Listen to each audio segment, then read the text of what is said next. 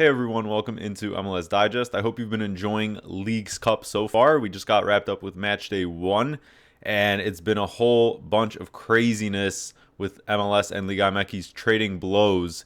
On the first day, it was all Liga MX, and in the following 2 days of the first match day, MLS gained a lot of traction, and at the end of it all, it was 8 wins for MLS and 5 wins for Liga MX, with 5 draws mixed in there, and all of those draws go to penalties, with Liga MX winning 3 of those 5 penalty shootouts. So, in terms of just head to head, a little bit in favor of MLS, with a lot of the heavyweights in Liga MX going down, especially at the end of match day 1. Club America, Cruz Azul, Chivas, all losing. Meanwhile, Pumas, Toluca, and Tigres winning their matches. So, Pumas actually going to penalties, but regardless, there's been some really insane scorelines all around so far, and honestly, as far as Liga MX sides go, there has been minimal rotation. I feel like they have had really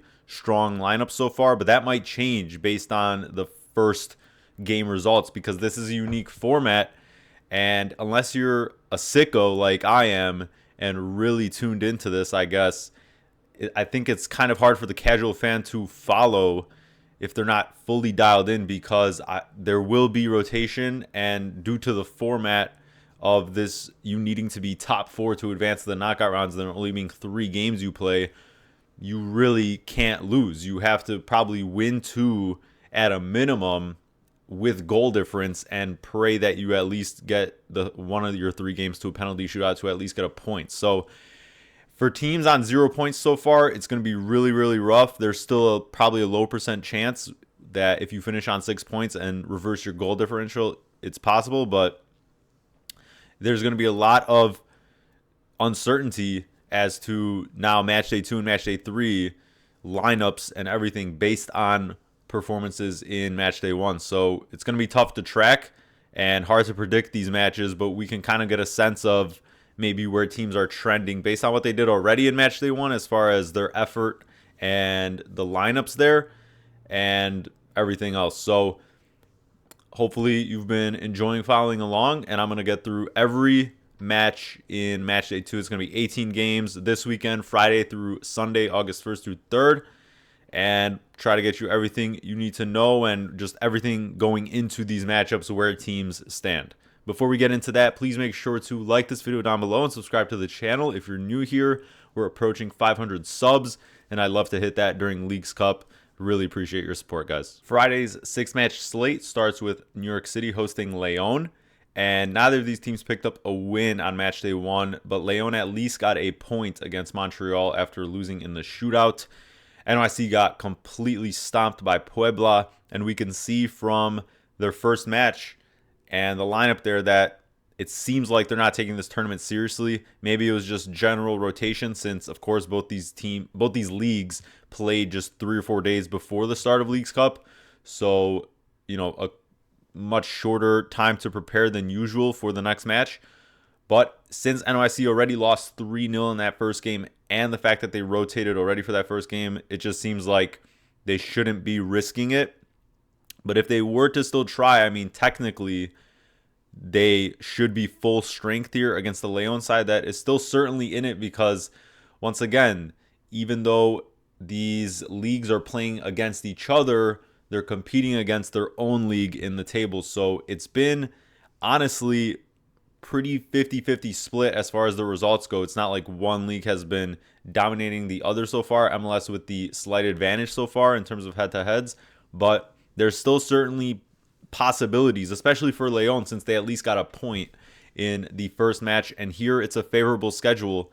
They did, of course, fall to Montreal in that shootout, which is the worst team in MLS by the standings. But NYC here still not at home technically, since these games are not being played on a normal schedule. So it's not being played at Yankee Stadium. This will be where the Red Bulls play, at Sports Illustrated Stadium.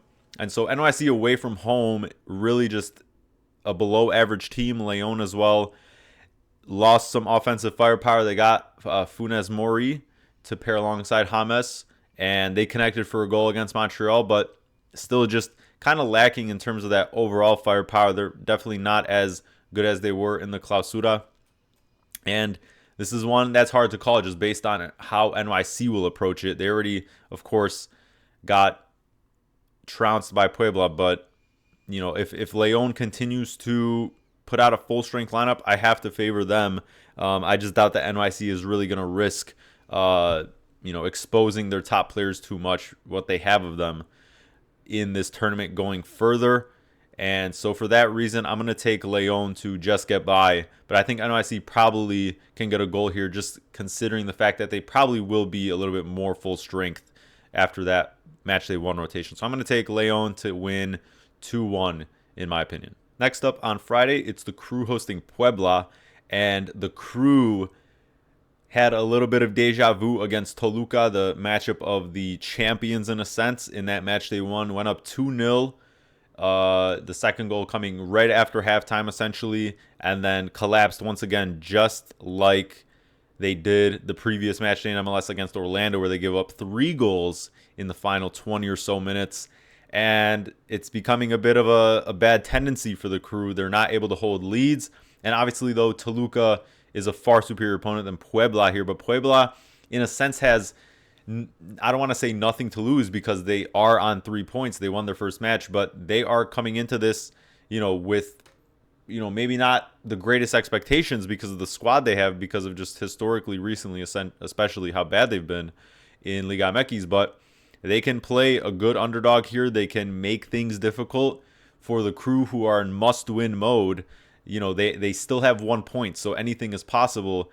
But once again, goal difference does matter. So I feel like this is a tournament that no matter what, we're learning that unders, if you're going to be betting, are not really viable, because if teams are in winning positions, they cannot just bunker down and just hold on for tight, scrappy wins. They should be still getting more open, exposing themselves even, and risking conceding goals to run up the score on their end, because that's really a key component in if teams are going to win on tiebreakers at the end of the phase 1. So the Crew need a big win here.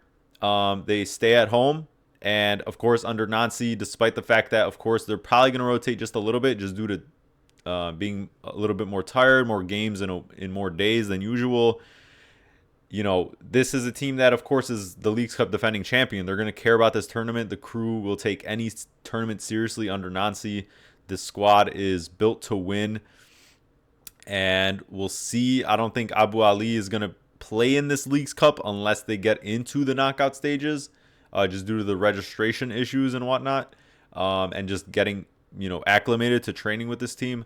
But Puebla probably played their best game in some time. Just even though NYC had a rotated squad, they played unbelievable. The level, the connection of the passing, they were very, very confident. That third goal was unbelievable. But still, the Crew should be favored in this one. They have the far superior squad, and I think they're deserved favorites. I think they'll knock off Puebla, and good on Puebla for getting that first win. They give themselves some room to work with, because there's still a third game after this, and obviously this is going to be their toughest match of the 3. But I think the Crew bounce back here, but I wouldn't put it past Puebla to contribute on the score sheet. Next up, it's the Dynamo hosting Mazatlan, and the Dynamo got rolled by Tigres in their first match, just completely outclassed. Meanwhile, Mazatlan, honestly, they've made life difficult in Leagues Cup in the past couple of seasons. I have obviously underestimated them ahead of Matchday 1, but historically, they know how to grind out draws and win penalty shootouts, it seems like, in this tournament. And they did that against LAFC. LAFC, of course, had a pretty rotated squad. Also had Noyo Reese due to him getting a green card. And Bawanga, I think for the first time all season, didn't start a game. So that was probably against his will, honestly. But he came out for the final 30 minutes. And when it was 1-1, since about the 30th minute, Mazatlan got that really quick equalizer in the first half. And Mazatlan held on. They won the penalty shootout. And they're on 2 points heading into this one. So there's been a lot of minnows in Liga MX getting, solid results so far that can put them in contention to advance to the knockouts. I don't think anything is beyond any team in this tournament as it stands right now. So there might be a lot of surprises on both ends when it's all said and done in terms of who's qualifying. But Fabio Gomez, who just joined Mazatlan, he's been kind of around. He played for Sydney a couple seasons back. He's a good target man. He's the one who scored the goal against LAFC. But outside of that, this team once again doesn't have too much talent. But on the Dynamo side of things, it doesn't matter if they're at home here, if that they get to stay at home.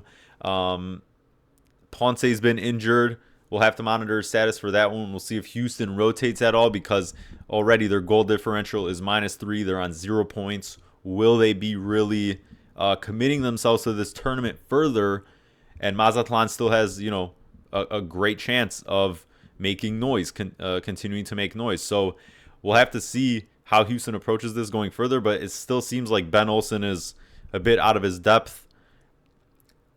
He's been getting out coached frequently, and this Dynamo side has just been really, really struggling. Obviously, Linger scoring the goal, but there's a couple of injuries throughout this Dynamo squad, and once again, they're also a bit unpredictable. So I'd say, for most of these games, it's a lineup check, of course, match day by match day, because it's gonna all change so quickly as far as the outlook on every single team. As literally each day goes along, and we see how these standings fluctuate so much. But as for now, I think Mazatlan can definitely make a game out of this once again, contend, and I think it's on Houston's end whether they put out a competitive lineup or not, and try to preserve themselves. But Mazatlan has to travel from LA to here on short rest. I think this one is pretty much a toss-up. I'm gonna call this one to go to Pens as well. Next up for our first best bet, and the only one of this show, since I'm not going to get ahead of things and try and predict lineups, especially a couple days ahead of time. Those will be on a rolling basis. So make sure to follow the Twitter and YouTube posts, I guess. I also post on there as far as updated bets, because it's going to have to be around game times. But this is the one ahead of time that I was most confident on.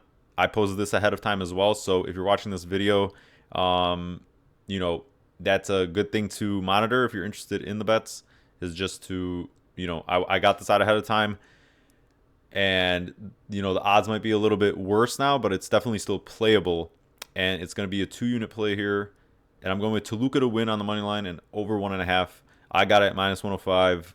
It's probably still playable, but it definitely has moved a little bit ahead of today's, at the time of recording, match. It's going to be Toluca against Montreal. And Toluca coming off that comeback win or draw that went to penalties that they won on against the Crew. And Montreal also coming off a draw that went to penalties that they won on. So both these teams on 2 points. But of course, these two teams are completely different as far as just the rosters, the class. Toluca right now, best team in Mexico, coming off the Clausura Championship, of course. Beat Club America once again in the extra cup game, and they're just showing their resolve. Of course, there's expected to be some sort of rotation for Toluca, just a little bit, but of course they're going to want to take this tournament seriously. That Crew game was their hardest of the bunch, and this is a complete 180 as far as the quality goes. And this is not going to be at Montreal. This is going to be technically a neutral site, since they're going to be once again playing where the Red Bulls play. In New Jersey, and Montreal just doesn't have the depth to rotate. They've lost a couple of pieces. Vrioni's been injured, so it's been the Owusu show every game. Honestly, a good side bet at this point, no matter what you think of the result, is Owusu to score, because this guy's literally should be in Golden Boot contention the way he's been scoring. It seems like, I haven't checked the table for that, but it seems like has to be up there at this rate. He scored in the last game. And he's been playing Boanga level minutes. Like, this guy just eats up minutes. He somehow stays fit, despite Vrioni being kind of costing the team by not being available. But regardless, Toluca, I think, especially after that effort, it seems like they could have given up. They could have thrown the towel early, but they have a good squad. They have a good mentality, and I think they're gonna, try to advance. And this is a pretty good opponent to do so against. Montreal's metrics are terrible. They also have to travel here, and they just don't have the depth to deal with this. So, Montreal has been on slight good form, but overall not a team that's going to be contending with at the level with Toluca. So I think for these odds, and once again, even though it's moved a little bit, I think the odds are still great to fade this Montreal team. They're just not going to be, they might keep things competitive against some teams, but I think this is just too far of a gap, and the line is off here. And I'm going to take Toluca to continue to show their dominant form. Moving on, it's LAFC hosting Pachuca. And LAFC really fumbled in the first match, and it's really set them up for a difficult rest of the way here, even though they will be playing at home, because, they rotated a lot against Mazatlan. Bawanga didn't start for, I think, the first time this entire season. And even though he came on in the 30 minutes and had some good opportunities, they weren't able to find that winner, and then lost after an insanely long penalty shootout that where I think it was like the 13th or 14th, like the keepers got to go, and they restarted, and then eventually LAFC lost on penalties. So definitely going to see a full strength lineup, it seems like. Of course, 1 point doesn't mean the end of the world, but this Pachuca side has started with 4 wins out of 4, including Liga MX, to start this 2025 season. So they're getting goal contributions from everyone. I think I think they'll I think they're going to fall off a little bit as far as the Liga MX season goes as it progresses, because I think it's been a little bit unsustainable because of the losses they've had. But Cadiz didn't even score last game, and they scored 3. So we'll see how they rotate. They don't have to travel much because they just played in San Diego. But I think this is a coin flip with LAFC being a little bit more full strength. It's hard to call, but we'll have to see where LAFC's motivation lies. I think Bawanga is going to really want to carry this team. Martinez had a fantastic, I think, first half. Last game, he got the goal. He could have had, honestly, a hat trick in the first half, and then the second half he was playing a little bit too selfishly. And that kind of hurt the team. And so was Bawanga when he came on, honestly. There was not enough team play as far as getting good service into the box after beating their guys, on the touchline or the byline and on the wings. But I think this is going to be a competitive match, maybe a little bit lower scoring. And I think Pachuca, with the position they're in, they don't need to risk too much. They're on 3 points. I think they could accept a draw here at worst and really force LAFC to get out of its shell, be a little bit uncomfortable. So I think this one can be one where Pachuca takes it to penalties at least. To wrap up Friday's slate, it's San Diego hosting Tigres, and these two teams coming off completely different results. San Diego lost to Pachuca 3-2. They were down 3-0 before a couple of late goals by, I think, both being defenders. And then Tigres bouncing the Dynamo 4-1 with Angel Correa making his mark, 2 goals, and a couple of other just bangers by the team in general. And this team does have depth. Tigres does. So I think, especially coming off that win, they have a solid goal differential. And I think the San Diego team is kind of ripe for the taking at the moment. I can't remember the last time, or actually that's false. I mean, they did hold a clean sheet against Nashville, which was kind of unexpected, but at the moment, this back line is so decimated. They're so young, and I just don't think they have that chemistry or the ability to hold clean sheets often. And against a side as in form as Tigres right now, who also beat Toluca in the game before this tournament, scoring 4 goals, I think, I'm monitoring this game as far as lineups go, because you never know. Tigres might over-rotate here, which I'm a bit concerned about, but it should be all good to go. And I'm still going to predict Tigres to win this one. I think San Diego, just at the moment, is in too big of a slump. They don't have a true number 9 that's healthy, and it doesn't seem like they're going to sign one, and that could just spell big danger for them as far as the rest of this MLS season goes. And they're just waiting on too many players to recover, and they're just not in good enough form right now. Although Tigres does have to travel from Houston to San Diego on short rest, I mean, I think they can still get by.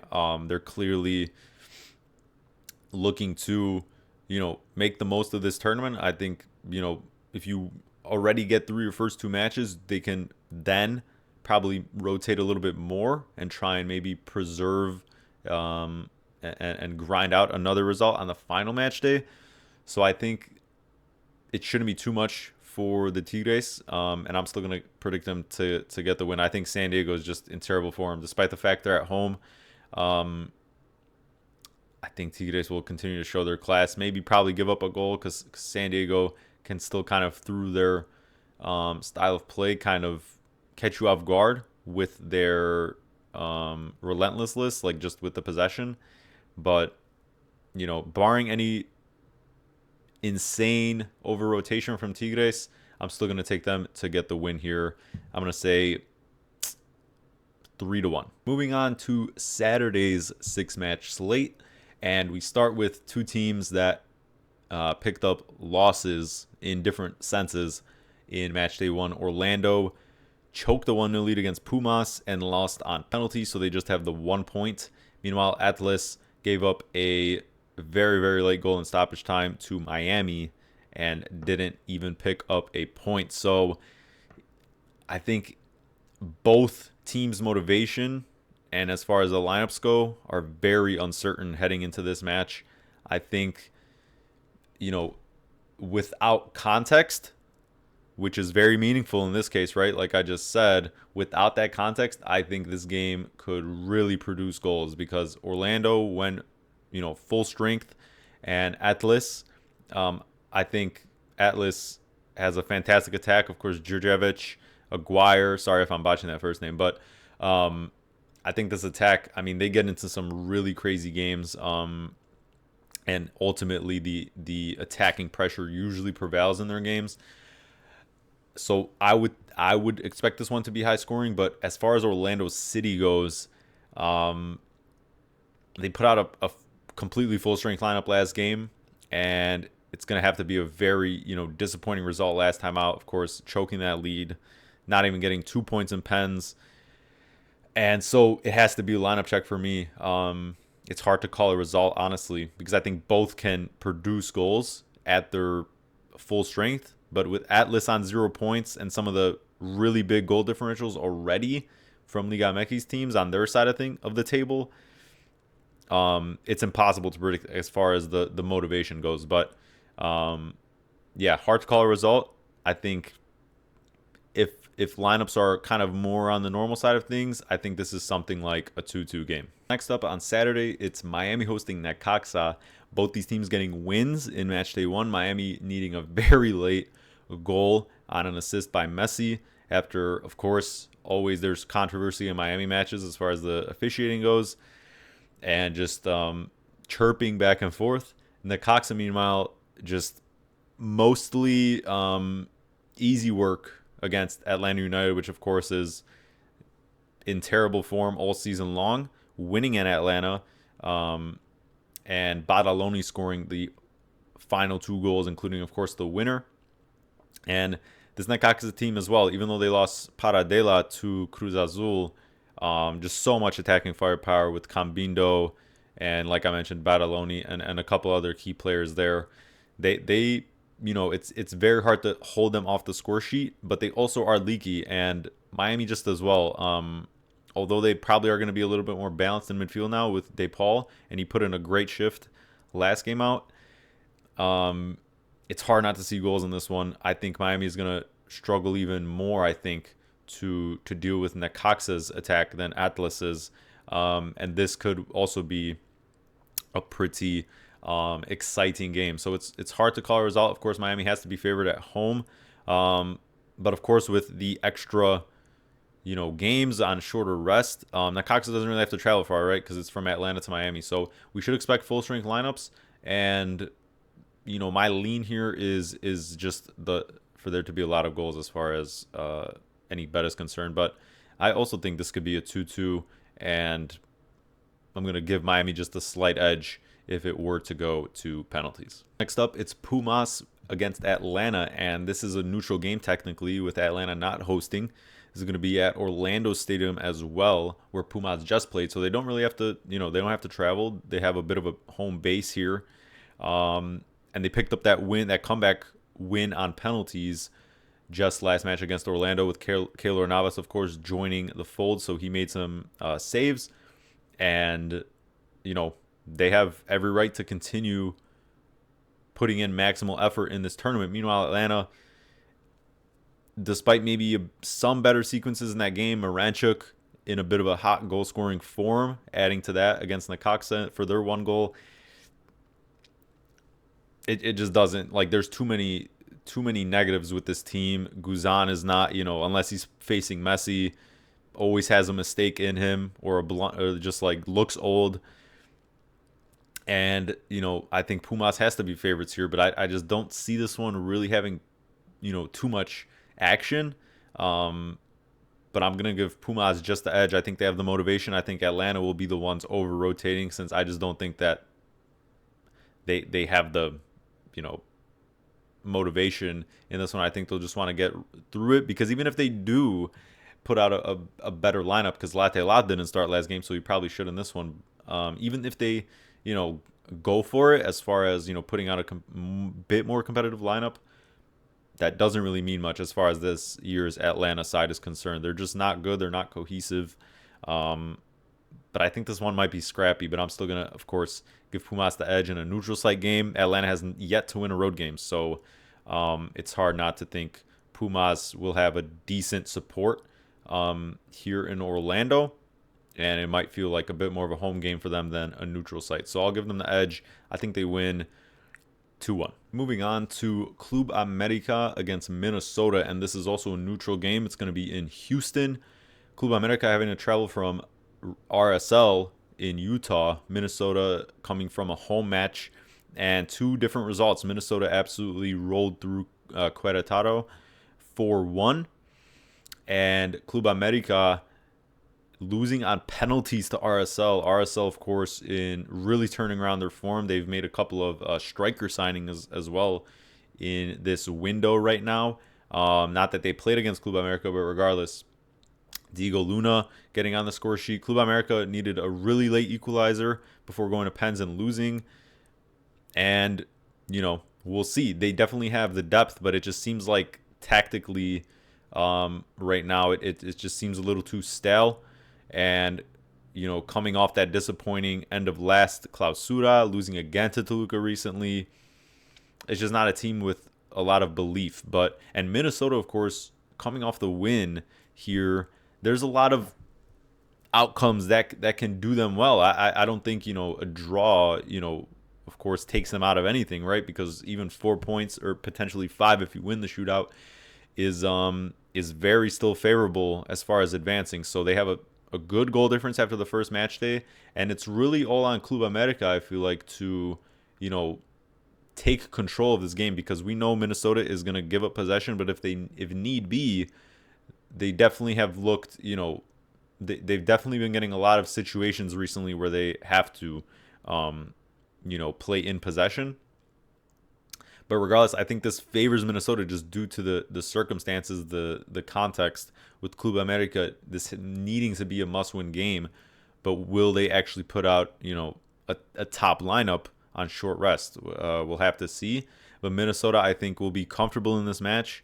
It's going to be a neutral game, but probably feel more like a Club America home game in Houston. So that's going to be an interesting aspect of this game. But I think this is one that's a lineup check. But I wouldn't be surprised if Minnesota forces a draw in this game. I think Club America are too heavy of favorites in this one, and that kind of surprises me because I think Minnesota won't be uncomfortable as far as if Club America actually tries to go for it and pressure them. I think they can hold on, and I think they can then hit them. I think Club America has just been massively underprepared, and losing to RSL, I mean, they've been leaky, and I think this game can go really any way, but I think, Club America, as far as the odds go, I just don't really understand it, because I expect some sort of rotation from both teams. And yeah, so Minnesota, I think, gets the draw at least, but we'll have to see how Club America approaches this one with the lineup, with, how the coach decides to get them out there, and everything else along those lines. One of the final matches on Saturday is RSL hosting San Luis, and RSL all of a sudden looking primed to really contend for making the knockouts, because now it looks like a really favorable draw after, of course, winning on penalties against Club America. They're on 2 points. Meanwhile, Atletico San Luis, -4 goal differential after getting absolutely killed by the Timbers in matchday 1. They have to continue traveling, short rest at altitude, and now RSL has San Luis and Querétaro as match 3. So there's a lot of ways in which RSL can really have a very favorable draw going forward in these final 2 games. 2 really weaker Liga MX sides, and they're really just in form, especially at home. Like, this team is clicking right now. They made signings. It seems like everything about this club at the moment is just has taken a 180 compared to the first half of the MLS season. So it's hard to rule them out. San Luis, I just don't think they offer too much threat. But RSL also is a bit leaky. So, we're going to have to see how they turn around here. But I think RSL has to be deserved favorites. San Luis just kind of rolled over and died against a kind of weaker Timbers team, even though, they have a good home fortress. I think they've already checked out of this tournament. To wrap up Saturday's slate, it's the Timbers hosting Querétaro, and the Timbers with a +4 goal differential after beating San Luis 4-0. Querétaro with a -3 goal differential after losing to Minnesota 4-1 on the road. Now they have to travel to Portland, West Coast. And the Timbers have made, honestly, a habit of beating up on Liga MX's kind of lower half of the table sides in the past couple of Leagues Cups. And they've just proved in general this season to make Providence Park a home fortress. And with the way, once again, that this tournament is set up, goal differential is everything. So you're not going to see really teams trying to accept and defend, 1 or 2 goal leads. You're going to see, especially the Timbers with their style, it feels like really favors them and makes them prone to already going for lopsided score lines just because of their counterattacking style. Now, DaCosta has come back. He scored a pretty nice goal in that first minute that let them be more open for the rest of the game, but also San Luis kind of just, once again, kind of felt like they sat down and died a little bit there and rolled over. And Querétaro here, it seems like they have really nothing to lose, nothing to play for, though. So probably going to see some youth players out there, it seems like, but also, they can still be a pretty a wild card type of team. It's just hard to predict them to make anything of this game in an environment that the Timbers are going to have, because they can really cement themselves going into match day 3 here as giving themselves just so much room to still make it should they mess up on match day 3. So I think the Timbers, once again, deserved favorites here, but we'll have to see how they rotate, because at the moment the attacking depth is really minimal. So it's going to have to be DaCosta and Moreno logging some pretty heavy minutes continuously when they've just had, they're about to have their 3rd game in about a week stretch. And we've seen when it's been up just normal MLS slates like that, of course there is some pretty significant rotation. So once again, definitely a must win for the Timbers. Querétaro, it seems like this is, from match day 1, it seems like it's too big of a hole to dig out of. Even if they were to win their next 2 games, the goal differential would have to be something crazy, and that's just how unforgiving this tournament is. So Timbers on paper should win, but I do have some concerns about, of course, a couple of key guys being out, and that might not make this as big of a gap as there was against San Luis. To start off Sunday's final day of match day 2, it's Cincinnati hosting Juarez. Both these teams winning in match day 1. Cincinnati beat Monterrey, a very tough test to start this phase 1, but they came out on top after a bit of controversy after Orellano's goal looked to be offsides, but there's been some questionable offside VAR, like the way they draw these lines in many games already in match day 1, but they got past them. And Juarez as well, from really the minute 1, was all over Charlotte on the road and won that one 4-1. So, already setting themselves up. This is probably going to be their toughest test out of their 3 matches, Juarez. But Cincinnati, of course, missing Denke, But Evander has been playing out of his mind.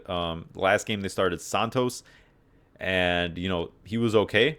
But Evander's really been the one taking control and just really being that instrumental piece as far as the pass creation and just involving everyone. And it's not always about the strikers for Cincy, although they've been really overperforming their metrics as far as the attack goes with the XG and just the overall chance creation.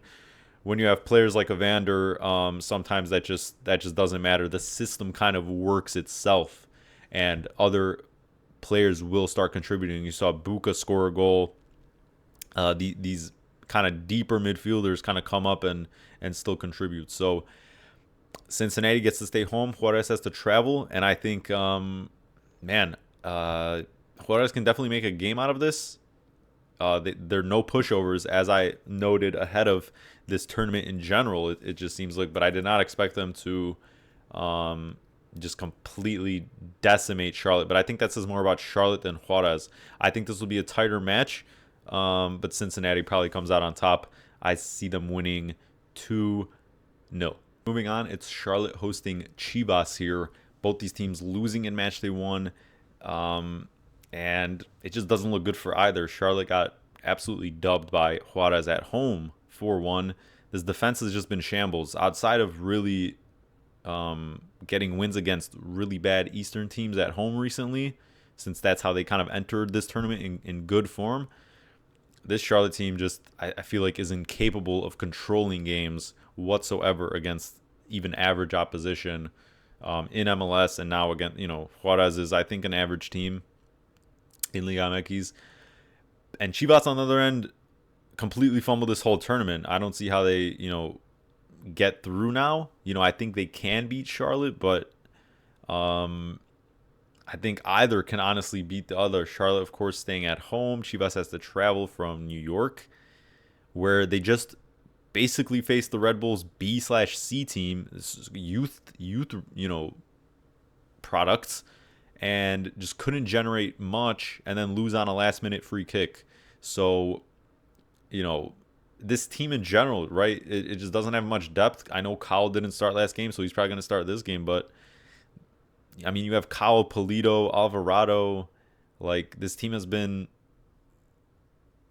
lacking some stars and lacking some true, like, danger for so many seasons now.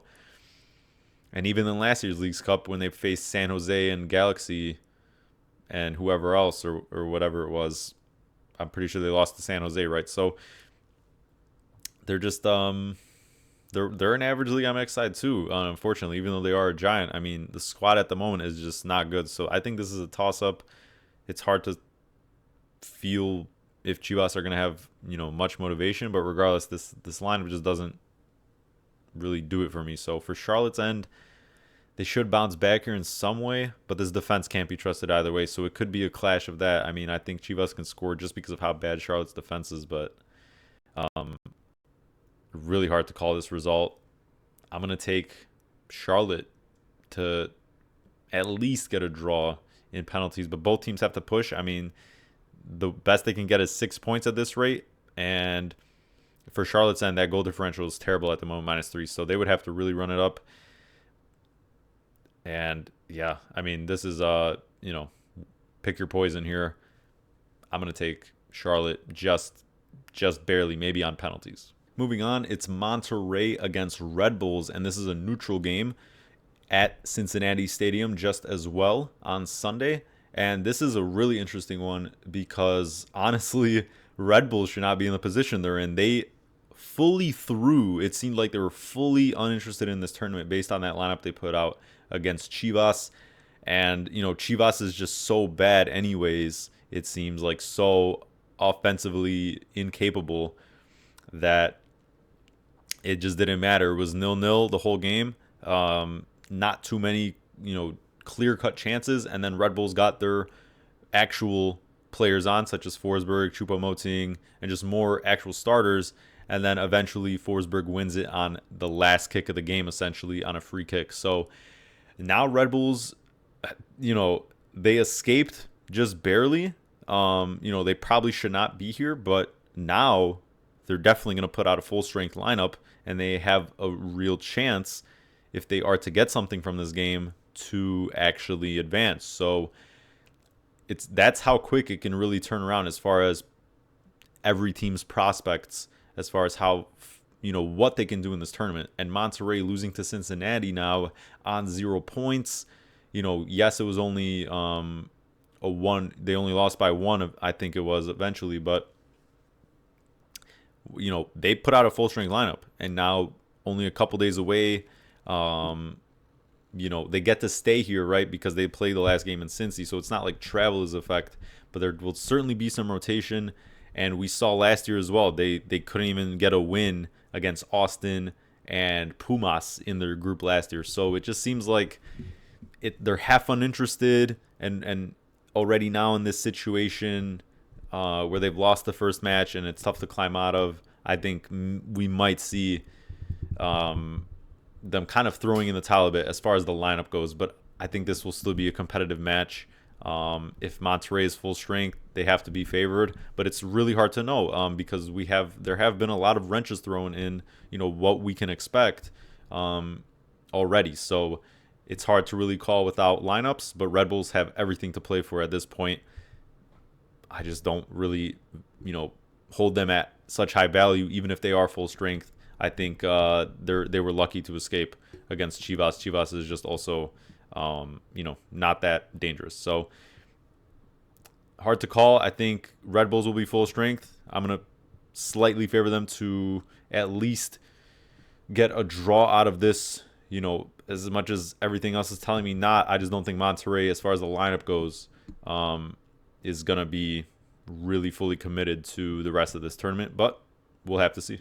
Next up, it's the Rapids hosting Tijuana, and the Rapids really left it late, coming back from a goal down against Santos at home, and Navarro scoring both goals to win 2-1. So they're sitting on 3 points. They get to host here, and they've also pretty much made light work, just as the Timbers have, and a couple other kind of West Coast teams have in this year's edition so far, and last year's edition, of really just using home field advantage against kind of lower tier Liga MX opposition. So Tijuana kind of falls in that category. I think this attack is kind of I don't really like Nicholson as the striker. He's already had about a whole season there and really hasn't, contributed all that much. Mora, of course, scoring 2 goals against the Galaxy, the 16-year-old. I mean, he's a locked-in starter. He's going to be getting looks to go elsewhere very, very soon, if not already. But, I think this team is just further neutral makes it pretty entertaining. It's they lose, but they lose in good fun. And we saw that against the Galaxy, where they made things competitive, tied it twice after going down a goal twice. But then eventually the Galaxy, who look in really good form, which we'll get to, ran it up on them in the end. So Tijuana with a -3 goal differential coming here to altitude in Colorado, I just don't think it favors them. I think the Rapids, of course, are going to continue pushing strong, maybe a bit of rotation. But I still think if Yappy starts, he's been pretty serviceable and has shown up in Leagues Cup, especially last year too. So we'll see if he starts, and I think he can do good damage if he starts. But Navarro as well, he does eat up a lot of minutes anyway. So we'll see how much, if any, the Rapids rotate, because they can really lock it down already, getting 6 points in the first 2 games, and then maybe, look and see what they can do for Matchday 3 after that. But Tijuana, I think even if they are to, still put in some effort in this tournament, I just don't like this defense. They're really poor away from home. Once again, they have that turf field at home where they really get the majority of their points from, but outside of home, it's really hard to take this team to be competitive. Moving on, it's the Sounders hosting Santos, and out of all the headlines of Matchday 1, the Sounders stole all of it on the final day of Matchday 1, beating Cruz Azul 7-0. And absolutely no one saw that coming. Regardless of the result itself, that scoreline is unbelievable, because now we have this full circle of parity, in a sense, between the two leagues, because Obviously, in Champions Cup, Cruz Azul beat the Whitecaps 5-0. And then coming off of that, a terribly rotated side out of the Whitecaps faced the Sounders directly after that and beat the Sounders 3-0. And now the Sounders have beaten Cruz Azul 7-0. So this is just the craziness of this tournament in general, because Cruz Azul put out a pretty full strength lineup, you would have to say, and they just completely fell over and died. And I mean, they might still come out with their best form in the next game, Cruz Azul, but I mean, there is almost no way back from that goal differential. Because at best, I feel like if they win their next 2 games, they might still be in the negative. So they're not winning really any tiebreakers, it seems like. But regardless, Sounders now in prime position, it feels like, to get 9 points. They're one of the only teams I feel like has really now one of the most favorable draws. They get to play all their matches at home. They play Santos, and then I think it's Tijuana in Matchday 3. And those are 2, bottom tier clubs. Santos, really one of their only saving graces is Choco Lozano, but I'm not sure if he's injured right now. He didn't play in the first match, wasn't on the team sheet, and so I don't know what's going on with his situation, but he's like probably one of their most biggest threats, and he wasn't out there. So Santos already losing the first match. Sounders in good position. They have good depth, even though they lost Jordan Morris once again to injury.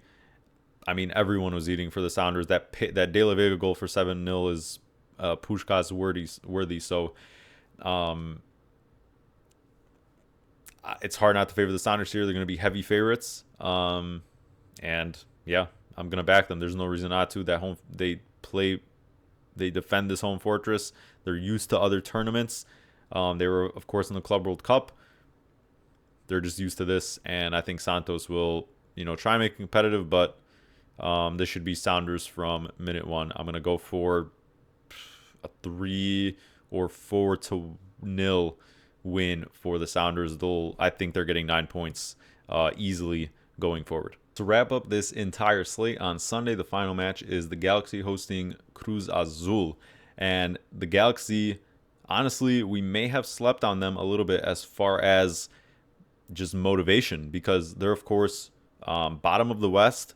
Honestly, I think it's probably a 1% chance, even if they were to win out, that they crawl back into one of the lower playoff spots in MLS. And so this is truly their only chance at a trophy, and you literally need, five games, and you're in the finals. So the Killer Peas, minus Puig, who's injured, but the wingers of the Killer Peas are really in prime form right now, especially Paintsel, and they put on a show against Tijuana, winning 5-2.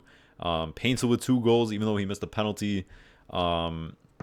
Peck, Royce also as well on the score sheet. Nascimento getting a penalty goal. And they get home field advantage throughout this entire tournament because of last season, of course. So that's going to be a huge thing. And this is going to be their toughest match on paper. But with the way Cruz Azul's coming off that 7-0 loss, I mean, I think anything's possible. I think Cruz Azul is a tough team to play. I think usually they're very compact, hard to score against.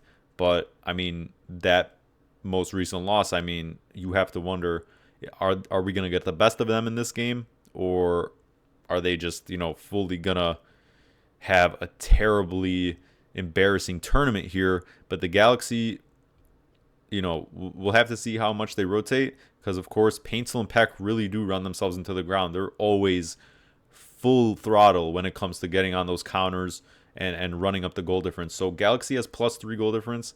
Of course they can, in a sense of 4-2, maybe not win this game, even if they, at least get a point out of this, and potentially 2 on penalties, because anything can happen in that. And they'd have once again another favorable matchup in Matchday 3 where they can, turn things around.